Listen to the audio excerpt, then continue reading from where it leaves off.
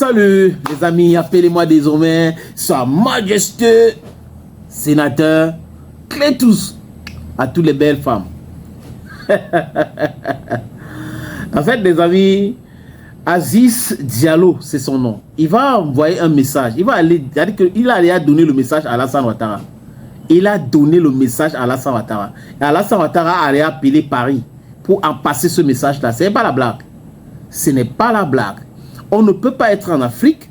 On a un enfant africain qui pense qu'il est plus caucasien qu'africain, qui a un cerveau occidentalisé, qui nous impose la souffrance, qui nous impose avec ses complices français la monnaie criminelle, qui nous impose l'insécurité. Et on est là, on fait comme si business as usual. Et certains enfants d'Afrique qui sont des traîtres, des esclaves de la maison, comprennent et sont en train d'expliquer. On les voit sur les plateaux de télévision parce qu'on les a donné 100 000 de salaire par mois. Ils expliquent, ou parfois c'est le transport de 20 000 ou 25 000 qu'on les donne chaque fois qu'ils viennent à une émission. Et ils pensent que c'est l'Afrique. You have to put in your mind that we need a holistic approach. The betterment of the people of Africa is that which should concern you and not your personal gains. Yes, you need to eat, but you can't eat to the extent of forgetting your brother, your sister, your mom, your father. It is not correct. Vous comprenez un peu, les amis? It is not correct. Absolutely not correct. En fait, Monsieur Diallo, Aziz Diallo, le DG de Canal Plus Côte d'Ivoire, vous connaissez tout le mal que je pense de Canal Plus. Si c'est le sport, oui, on est d'accord, le football et les autres.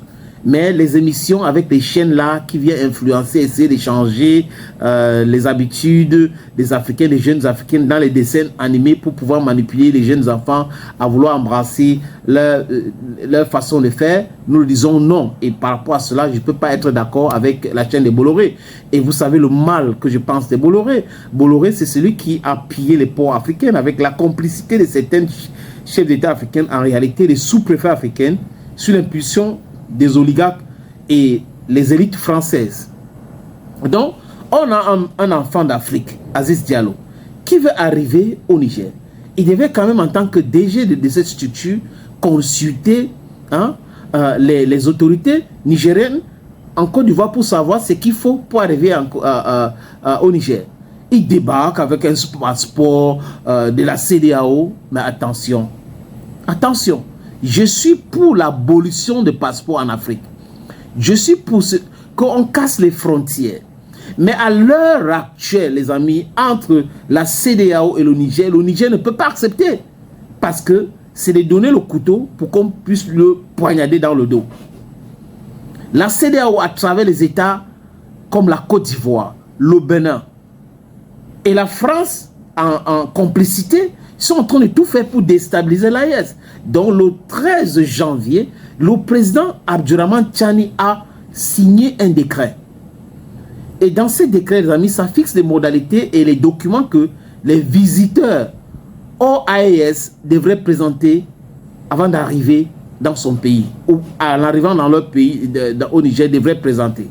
Monsieur Diallo, il entre dans l'avion, ça l'amène à Niamey, et après il se rend compte que non, c'était pas ça. Il se rend compte que c'était pas ça. Non, il sait ce qu'il faisait. Je suis sûr que c'est un envoyé de Ouattara.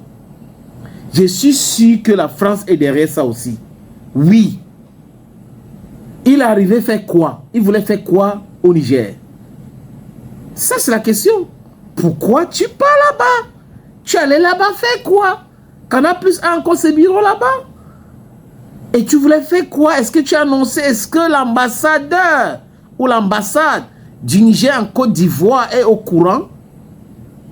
That is the question. You need to inform. Parce que les relations entre la Côte d'Ivoire aujourd'hui et le Niger n'est pas au beau fixe. Donc du coup, bah, il faut que chacun assure son arrière, surtout le Niger. Parce que le Niger ne veut pas déstabiliser la Côte d'Ivoire. Mais la Côte d'Ivoire, avec la complicité de Ouattara, vous vous rappelez, non? De ce base militaire, la 43e Bima, où les Français sont en train de former les rebelles et les terreaux. Donc le monsieur là, il arrive comme ça, il ne se rend pas compte. Hein.